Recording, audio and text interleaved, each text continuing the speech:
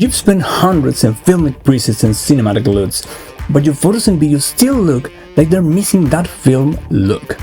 The problem is not in the colors. The real secret to a film look actually goes beyond color grading, and it lies in the subtle details. In this video, we'll see if Dehancer, the film emulation software, can actually bridge the gap between digital and film.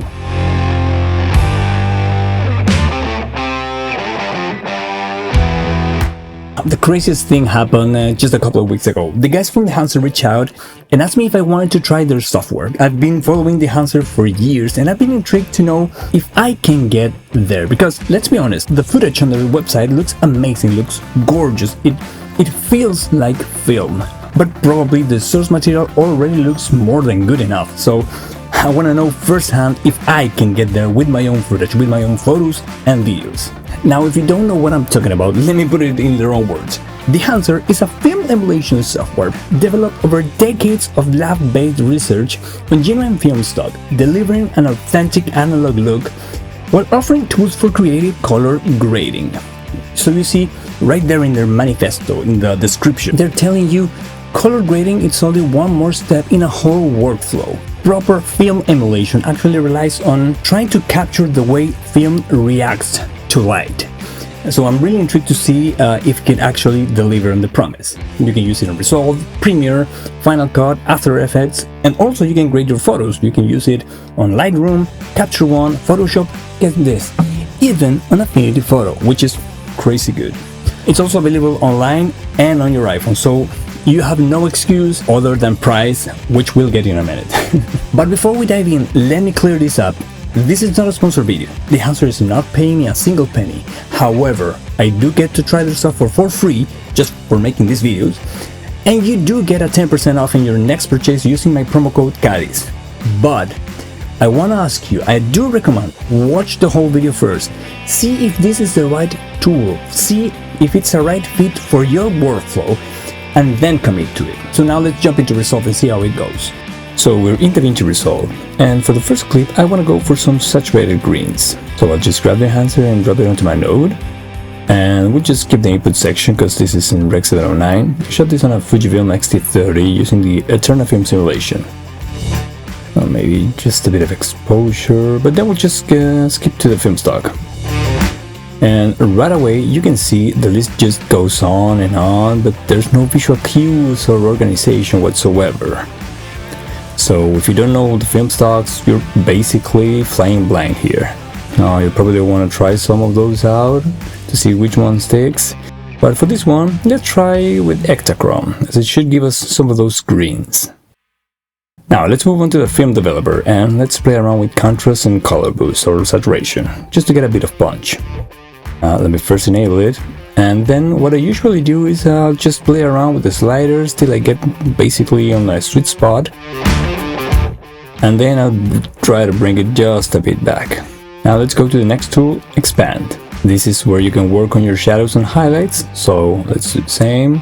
Let's just wiggle it, find a sweet spot, and maybe this other one. Yeah, now we'll go to the print module, which is the last one in terms of color grading and developing. By default is set to linear, which means no additional curves, but there's also Cineon, Fujifilm and Kodak print films, and some Kodak glossy paper, which is the one we're using for this one. I kinda like it. Well, maybe do a bit of exposure because it's crushing my shadows here.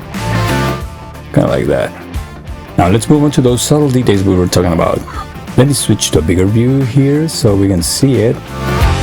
Though with all the texture here, the grain is making it even busier.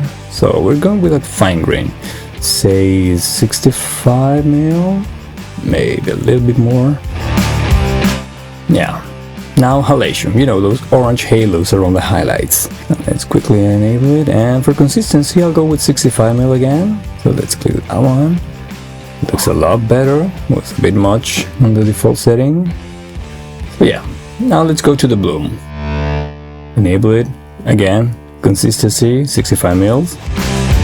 Yeah, I think it looks quite good. Now, quick before and after. Yeah, let's leave it and move to the next clip.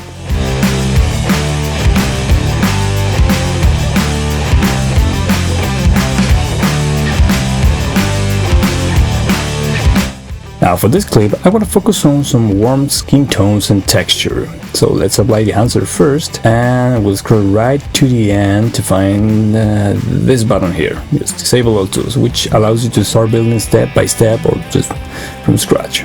So we go all the way back, and this is an old shot from my Canon T2i. So for variety, let me just select a camera profile. I go choose, and say Canon. There's no T2i, so I'll go with the C200, which is also Rec 709. Now for the film, let's enable it first, and I'm going with some classic Portra 400 for its warm tones here. This is something I noticed while playing around. You see, the default settings are not that inspiring generally speaking, so you just have to dig in and craft your own looks. Let's add a bit of contrast with Film Developer. Yeah, I should enable it first, but yeah, maybe there, just a bit more boost. Yeah, let's keep moving. This should be a very simple look, so let's play around with some film compression to help with the highlight roll-off. And see, we go, yeah, before and after. Now I'm skipping expansion and let's go straight to print. Again, and regular paper. Now that just clipping the shadow, so let's play with exposure. This time on the print module itself. Yeah, like I said, a very simple look, so let's enable grain for a bit of texture. Now for this one I'll stick to 35mm, but I'll bring it just a bit back. Let's skip halation for this one and let's go straight to bloom to soften a bit more the image. So it's quite subtle, but I kinda like it. Let's see it big here. Yeah, we'll just leave it there.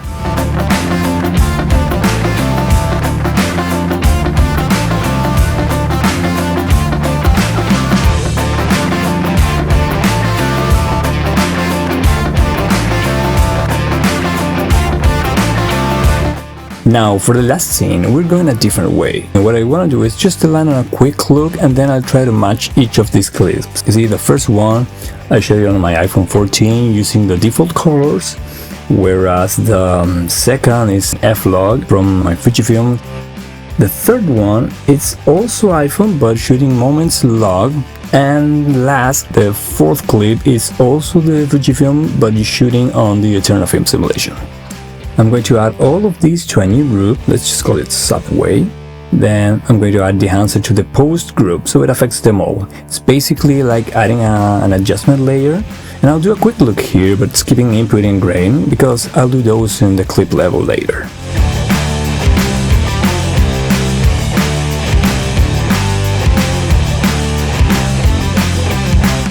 Now that I have the basic look, I'm going back to the clip level to try to match them. Let's apply Dehancer here, and I'm only going to be working on the input and film developer. Now this is kind of a poster frame, and I'm only doing some slight balance. Yeah. Moving on to the second clip. I shot this on F-Log, so just camera, Fujifilm, X-T3. Now you can see it's way off, so let me play now. It needs a lot more exposure and some balancing, some temperature to warm it up. Yeah, I kinda like that. Third clip is also the iPhone, but I used moments log here. So again, let's disable all tools, let's choose the camera, but there's no moment log, so I'll just choose the one that looks closer to the default colors, and then I'll just try to match them from there. Finally, this is straight out of camera with the Fujifilm using the Eternal Film Simulation. So again, exposure, a lot. Let's warm it up. Maybe play with some tint. So essentially what I'm doing is I'm trying to match these four clips using only the Dehancer's built-in tools. Basically, I'm just fiddling around with exposure, with temperature. You see the Fujifilm shots are way off balanced, way too dark, so I'm just gonna have to push them really bad here. But yeah, not bad for a quick run, and yeah, we'll just leave it there now.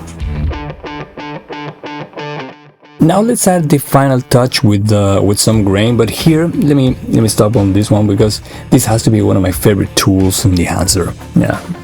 Now the reason being, I want to bring back the sharp details from the iPhone shots. I'm going with a 16mm preset, but then I'll just select custom, and then you can see all of those different sliders to actually customize your look. And this one has to be one of my favorite tools in all of Dehancer. This film resolution. You see, with this one I can play around and I can make the footage look a bit more soft and closer to what the Fujifilm is doing, and just you know, to dial back that digital crispness of the iPhone. Yeah, I kind of like that. Just let's go with that. It's just, again, just a quick run, just to try the tools again. Yeah, I think that's close enough for a rather quick match using only Dehancer's built-in tools.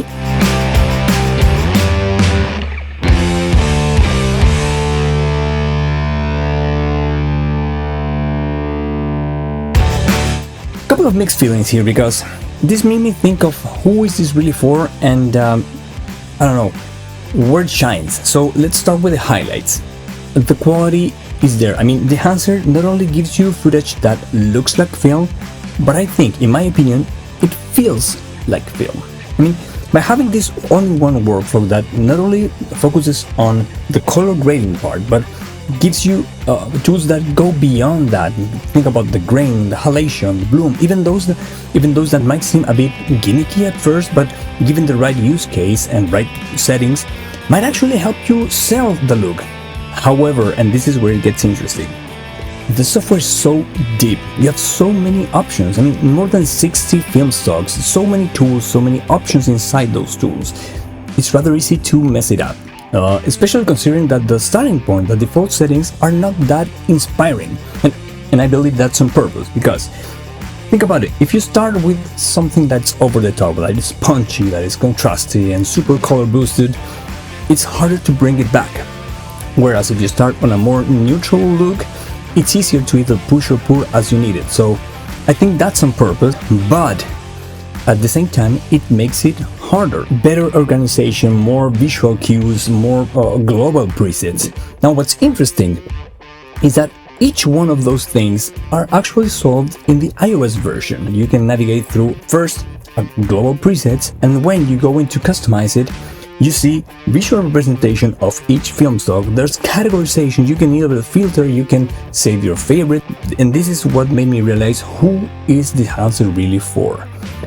Especially when you pair it with the price. When you go check the price on the Dehancer Pro, the one that has everything, the monthly subscription is $59. The year costs you $299, and a lifetime, which you just pay once and it's yours forever, it's $549. So it's expensive. But if you go into, say, the Lite version, the Dehancer Lite, it's basically the same. It's $59 for the monthly subscription, $299 for the year subscription, and $249. That's where it's different for the lifetime access. I don't think it makes sense.